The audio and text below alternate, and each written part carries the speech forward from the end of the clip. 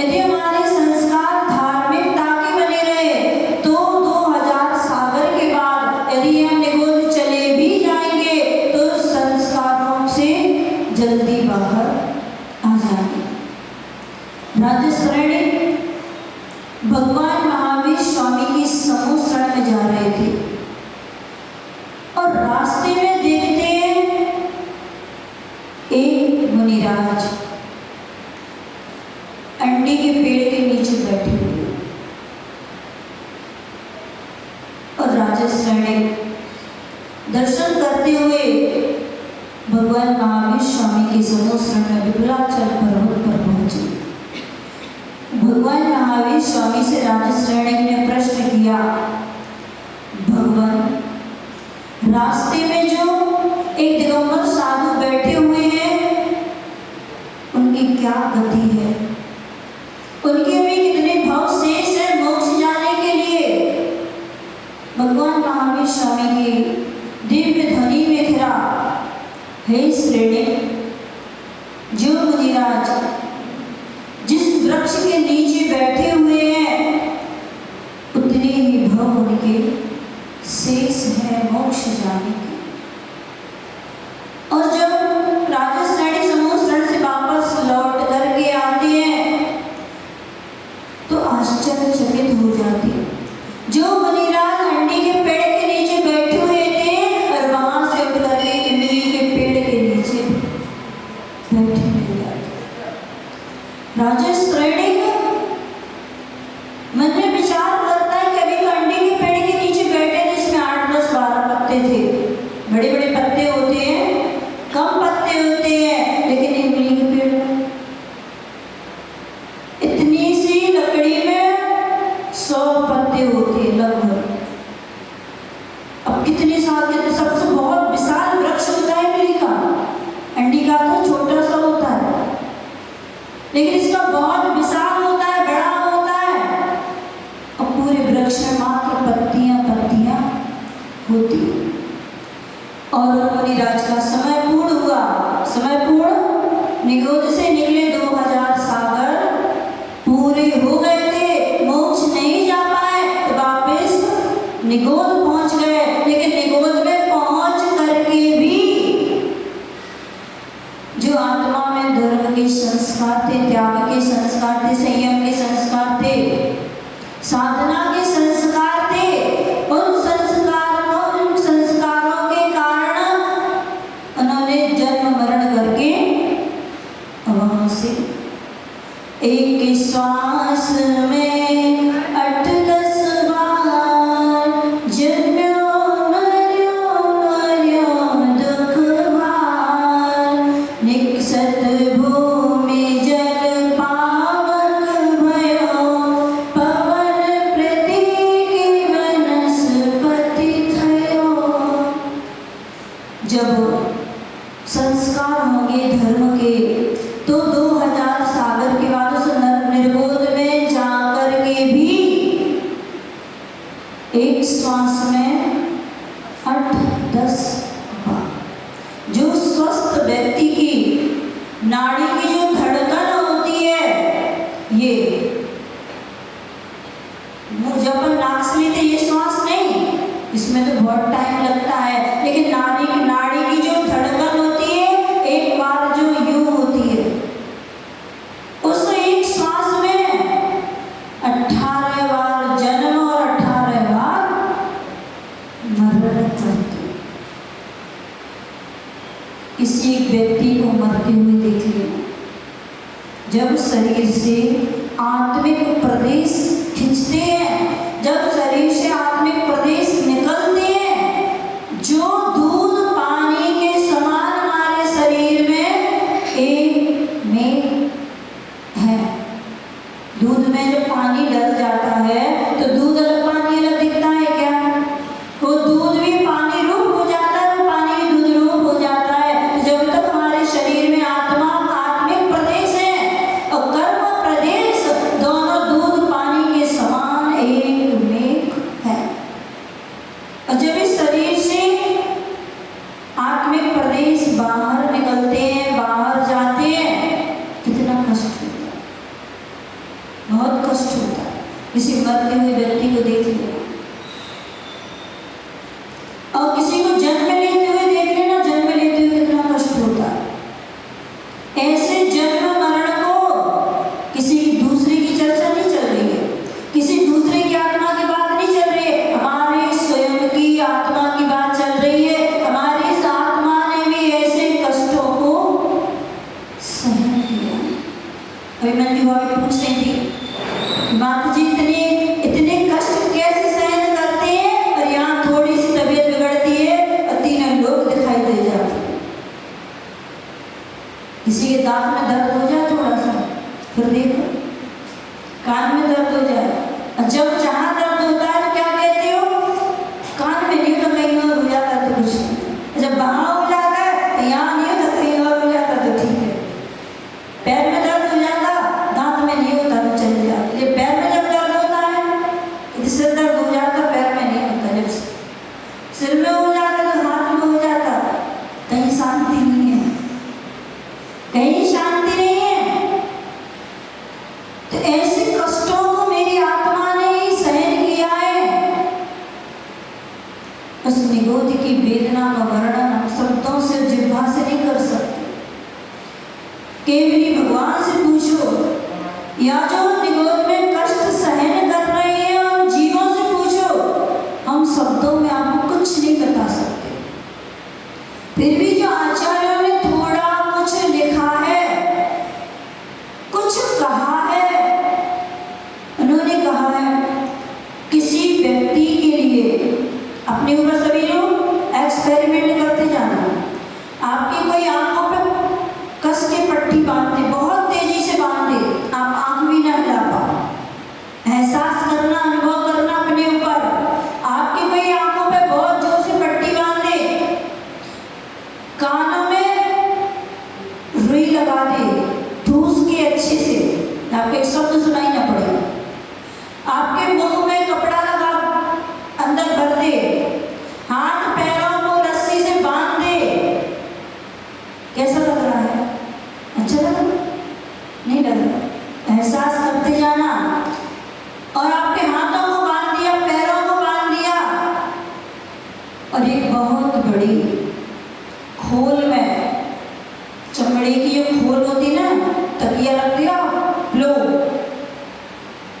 उसमें आपको बंद कर दिया जाए और ऊपर से उसके मुख को बांध दिया जाए। कैसा लगेगा? ना चिल्ला पा रहे हैं, ना कुछ बोल पा रहे हैं, ना कुछ सुन पा रहे हैं, ना हाथ पैर हिला पा रहे हैं। कैसा लग रहा होगा? और उसके बाद उस मशक के ऊपर, उस खोल के ऊपर उबलता हुआ निरंतर निरंतर पानी की धार मोटे रूप में पड़ रही हो, थोड़ा सा जल जाती है, कैसा लगता है? और जिसके ऊपर खोलता हुआ पानी निरंतर उसके ऊपर डाला जा रहा हो, और एक मोटे डंडे से उसकी पिटाई लग रही, एहसास करो उसको कैसा लग रहा है, उस व्यक्ति को कैसा लग रहा है। न चिल्ला पा रहा है, न बोल पा रहा है, न सुन पा रहा है, न किसी को मार पा रहा है, न हाथ पैर फैला पा रहा है। एहसास करो, इस स्वयं का एहसास करो कि मुझे कैसा लग रहा है। उसके बाद एक श्वास में 18 बार जन्म, 18 बार मरण कर रहा है वो जीव। उसके बाद भी आत्मा को शांति नहीं मिली। जैसे तैसे उस 18 बार जन्म मरण से छुटकारा उसने जैसे तैसे पाया, और उसने वनस्पति में जन्म ले लिया। वनस्पति में उसका जन्म हो गया, और जन्म होने के बाद जब वो बाजार में बिकने आया, तुम्हारी रसना इंद्रिय पे उस पर लालच आ गई इसको, और वहां से खरीद के ले आया, और घर आकर के उसके टुकड़े टुकड़े कर दिए, और सुंदर थाली में सजा करके लेके आ गया। फिर भी शांति नहीं मिली। थाली में आकर के दांतों से उसका पीस कर दिया। चटनी पीसते हैं मिक्सी में, आपने अपने दांतों से उसको पीस डाला और अपने रसनाई जी का स्वाद बना, बहुत अच्छा लगा। समोसा खाने में बहुत मजा आया, आलू के पराठे खाने में मजा आ गया। आज तो पेट भर के, क्यों नहीं भरेगा? पेट क्यों नहीं भरेगा? पेट होता, पेट ही थी तो भर के, पेट होता तो नहीं भरता।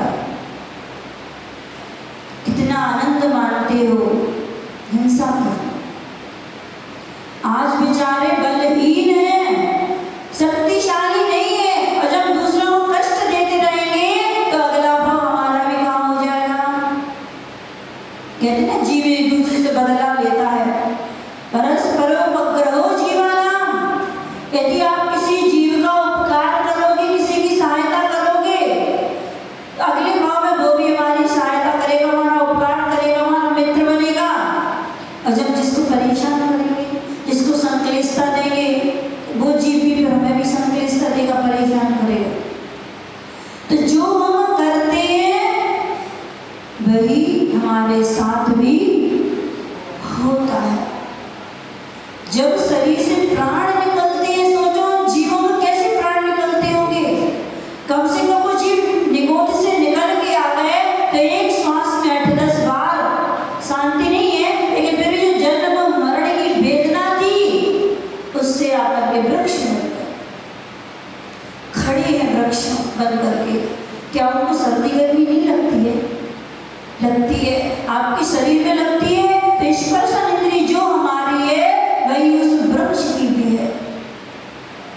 जो सर्दी गर्मी, तेज तेज गर्म हवाएं चलती हैं, ठंडी हवाएं चलती है, बर्फीली हवाएं चलती है, सब उनको शरीर को कष्ट देती है। वो बेचारे भग नहीं सकते हैं। आप तो धूप लगेगी तो छाया में चले जाओगे।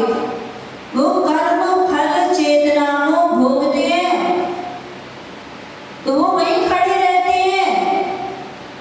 दातुन करने के लिए इतनी सी लकड़ी चाहिए पड़ती है, पूरा डगर तोड़ के लिए आती है। एक फूल चाहिए, 10 फूल तोड़ के फेंक दिए। बंधन मार के लिए 10 पत्तियां चाहिए, पूरी डगर तोड़ के फेंक दी। जैसे हमारे शरीर के अंगोपांग हैं, उंगलियां हैं, ऐसे ही पेड़ की डाली, शाखाएं, पत्ते, फूल, फल है। आपका कोई बाल उखाड़ दे कैसा लगेगा?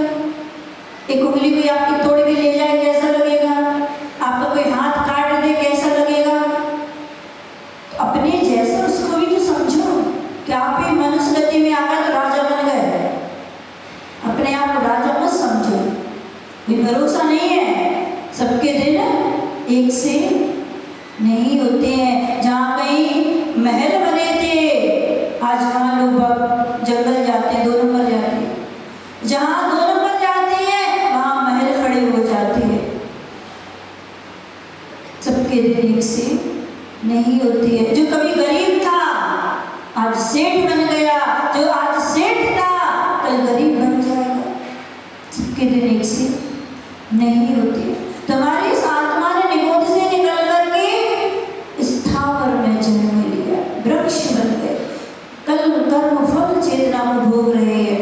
सर्दी गर्मी बारिश ठंडी सबको सहन कर रहे हैं। और जब वहां से मरण हुआ, जल कायक में मेरा जन्म हो गया। जल कायक में इस आत्मा ने जन्म ले लिया। कितने लोग जाते हैं वाटर पार्क नहाने? कितने लोग जाते हैं? नहीं जाते? हाँ तो उठाना, कौन कौन जाते हैं वाटर पार्क में नहाने? वाटर पार्क, जो यहाँ वाटर पार्क में नहाता है, अगले भाव में नरक में कौन सा वाटर पार्क है? कौन सा? और जो से बोलो, कौन सा है? बैतरणी नदी। जो यहाँ खूब नहाना, वाटर पार्क में खूब तैरना, खूब डुबकी लगाना, खूब वाटर पार्क में जो फव्वारे लगे रहते हैं उसके नीचे खड़े होकर के नहाना। अगले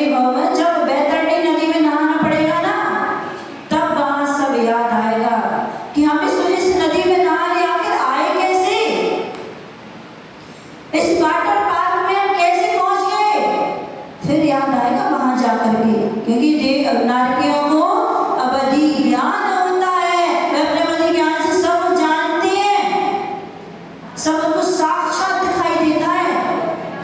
बहुत नहाया मैंने वाटर पार्क में, आज मुझे वही फल मिला है कि आज हम यहाँ आकर के बैतरणी नदी में नहा रहे हैं, जिसमें बड़े बड़े जानवर होते हैं, कीड़े मकोड़े होते हैं। और जैसे ही वाटर पार्क में बैतरणी नदी रूपी वाटर पार्क में प्रवेश करते हैं, सारे कीड़े मकोड़े आकर के हमारे शरीर में चिपक जाते हैं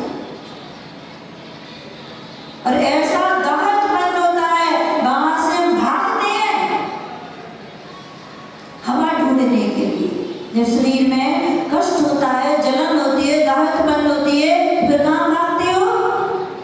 ठंडी हवा मिल जाए कहीं, वहां भागते। कि वहां भी शांति नहीं है। नरकों में विकलेंद्रिय नहीं होते हैं, नरकों में सभी जीव पंचेंद्रिय संगी होते हैं और वो अपनी पृथक विक्रिया, चील भी बन जाएंगे, शेर भी बन जाएंगे, हाथी भी बन जाएंगे, घोड़ा भी बन जाएंगे, तलवार भी बन जाएंगे, कढ़ाई भी बन जाएगी, सब कोई बन जाती है। वहां कोई सामान नहीं है ना, वहां किचन सेट रखा हुआ है कि जो उसमें तलाते हैं उबलते हुए तेल में, तो आपको किचन सेट रखा होगा, वहां किचन सेट नहीं रखा है। सब नारकी अपने शरीर की पृथक विक्रिया कर लेते और नहाना वाटर पार्क, नहाना छोड़ना नहीं कोई भी, खूब नहाने जाना। और जब वाटर पार्क पहुंचो तो मन में एक बार सोच लेना, एक बार चिंतन कर लेना, एक बार शरीर के सुख के लिए इस वाटर पार्क में नहाने से सागरों की आयु, फिर मुझे नरक में वाटर पार्क में नहाना पड़ेगा, फिर खूब नहा लेना। एक बार चिंतन करके सोच करके फिर खूब उतर जाना वाटर पार्क। लेकिन चिंतन जरूर करना, त्याग नहीं करना, उसमें नहाने का कोई भी त्याग मत करना, लेकिन नहाने के पहले एक बार चिंतन जरूर कर लेना, सोच लेना। तो ऐसी इस आत्मा ने, मेरी आत्मा ने, किसी दूसरे की चर्चा तो करते ही नहीं है। जो भी चर्चा होती है अपनी स्वयं की, अपनी आत्मा की ही चर्चा होती है। और छठाना जो ग्रंथ है, पहली ढाल में यहाँ बैठ करके चारों गतियों में घूम करके आएंगे, किस गति में, किस स्थान पर कौन से सुख है, कौन से दुख है। धीरे मरिदव्वम, अधीरेण मरिदव्वम, मरना है धीरता के साथ मरना, अधीरता के साथ मरना, चिल्लाते चिल्लाते मरना, मुख से नमोकार मंत्र पढ़ते पढ़ते मरना। आपको भी जाना है, हमको भी जाना है। आप जितनी आयु आपकी है, आप अपनी आयु पूर्ण करके जाओगे, जितनी आयु मेरी है, हम भी अपनी आत्मा, अपनी आयु को पूर्ण करके जाएंगे, दुनिया से सब हो जाए। जिस जीव ने जन्म लिया है उसका मरण निश्चित है, कोई नहीं रोक सकता। अब ये हमारे ऊपर निर्भर करता है, हमें कैसे जाना है, कैसे मुझे अपना मरण करना है, ये हमारे ऊपर निर्भर है। हम स्वयं अपनी आत्मा का चयन करेंगे कि हमें इसको किस गति में भेजना है। मैंने एक दिन और बताया था कि हम चौराहे पर खड़े हुए हैं और चारों रास्ते हमारे लिए खुले हुए हैं। इस शरीर रूपी गाड़ी की ड्राइविंग मेरे स्वयं के हाथ में है, हमारे परिणामों पर है, हमारे भावों पर है। हमें कहाँ जाना है, कैसे जाना है, ये तय हमें स्वयं को करना है। हमें स्वयं को इसका निर्णय करना है कि हमें अब यहाँ से जाकर के कहाँ जन्म लेना। किसी से मत पूछना कि मेरी अगली गति क्या होगी, हम कहाँ से आए हैं। कल का भूत हमारा वर्तमान है, आज का वर्तमान हमारा भविष्य है। किसी से क्या पूछना, किसी को क्या हाथ की रेखाएं दिखाना, कुछ नहीं होता है इनसे, कुछ नहीं होता है। आज जो हम कर रहे हैं वो हमें कल मिलेगा, जो हमने कल किया था वो हमें आज मिलेगा। अपने भावों की विशुद्धि रखना, क्योंकि जो सिद्ध भगवान होते हैं तो वो जब समुद्घात करते हैं तो उनकी जो समुद्घात के समय उनकी जो शरीर की वर्णना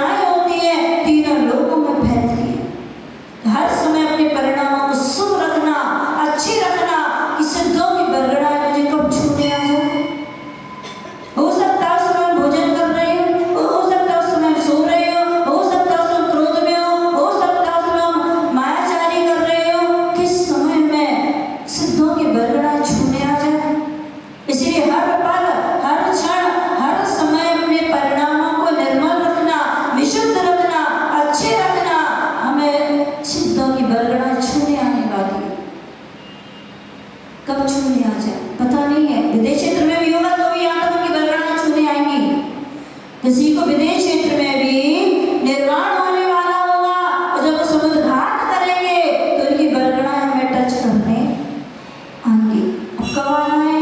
इसीलिए हर पल, हर क्षण, हर समय निर्मल रहना, तन से भी, मन से भी और वचनों से। कहीं मेरा आयु बंद ना आ जाए। जो अपनी तैयारी पहले से रखता है, आपको कहीं जाना हो, आपके बैग पहले से लगे रखिए, नाश्ता भी बन गया, सब कुछ हो गया है, फिर आपको हड़बड़ी नहीं होती है।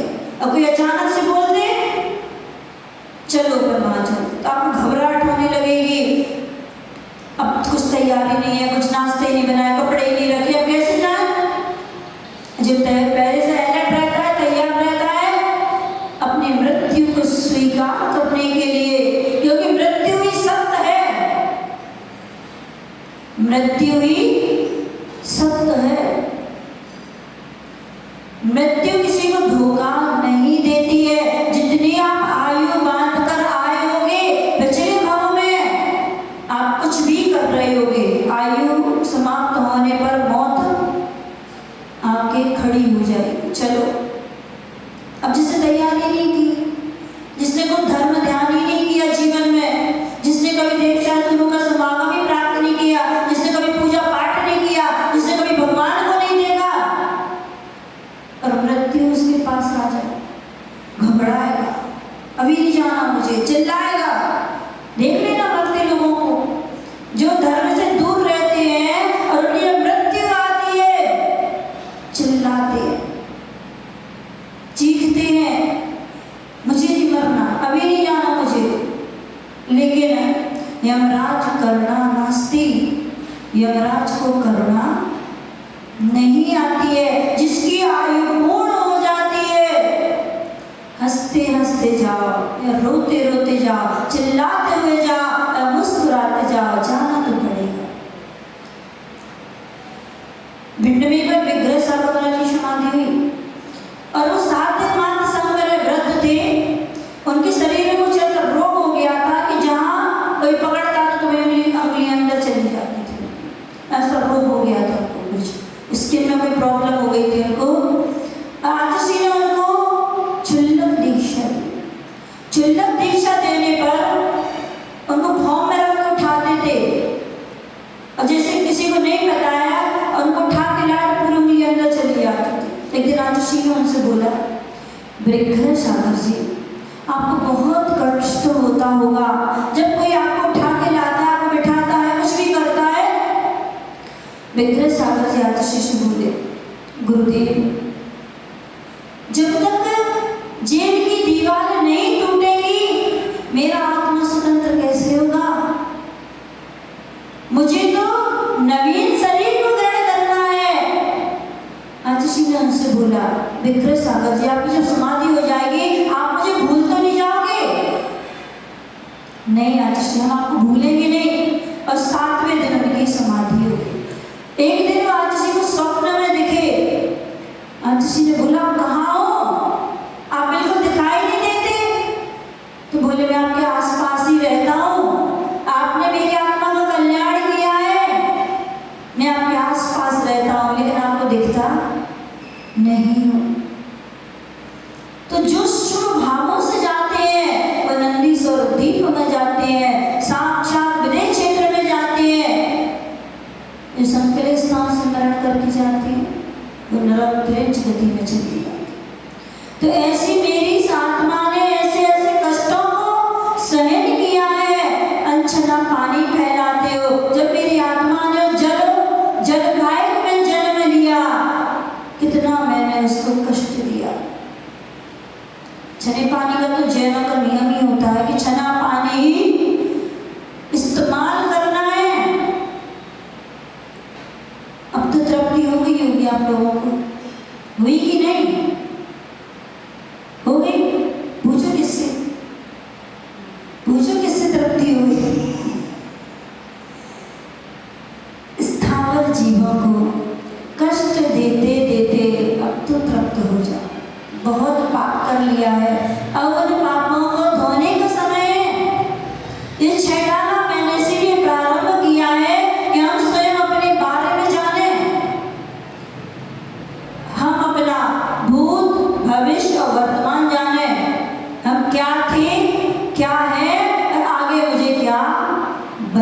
है तो अपना भविष्य जानने के लिए, भूत को जानने के लिए, अपने वर्तमान को पहचानने के लिए ये 6 ढाला ग्रंथ प्रारंभ हुआ है। आप तरक्की कर लेना, अब जीवों को कष्ट मत देना। क्योंकि जिनेन्द्र देवी की जो संकल्प कर लेना कि कभी भी स्थावर जीवों को मैं सताऊंगा नहीं, स्थावर जीवों की हिंसा नहीं करूंगा। यदि आप जानबूझ करके, समझ करके अब आप हिंसा करते हो तो श्रावक के लिए भगवान महावीर स्वामी ने संकल्पी हिंसा का त्याग बताया है। 3 हिंसा तो भगवान ने छूट दी है, आरंभी, विरोधी, उद्योगी। ये 3 हिंसा श्रावक कर सकता है क्योंकि वे गृहस्थ अवस्था में है, इसलिए उसने छूट दी है। लेकिन संकल्पी हिंसा का श्रावक त्यागी होता है। तो उससे संकल्पी हिंसा, यदि आप संकल्प पूर्वक अवंश का भक्षण कर रहे हैं तो आपको संकल्पी हिंसा करने का पाप लगेगा। तो आज जिनेन्द्र देव की इस देशना को सुनने का यही इसका सार है, यही आपका सौभाग्य है कि आज से हम संकल्पी हिंसा का त्याग करें। जब हम दूसरों को कष्ट देंगे तो हम सुखी नहीं रह पाएंगे। हम दूसरों को सुख देने का पूर्ण प्रयास और पुरुषार्थ करेंगे, जिससे मेरी आत्मा भी सुख, शांति, समृद्धि को प्राप्त होगी। और हमारा एक दिन जब पुण्य बढ़ाते रहेंगे तो एक ना एक दिन हमारा भी उस मुक्ति बधु से वरण होगा। ऐसी पवित्र भावना के साथ पंच परमेष्ठी भगवान की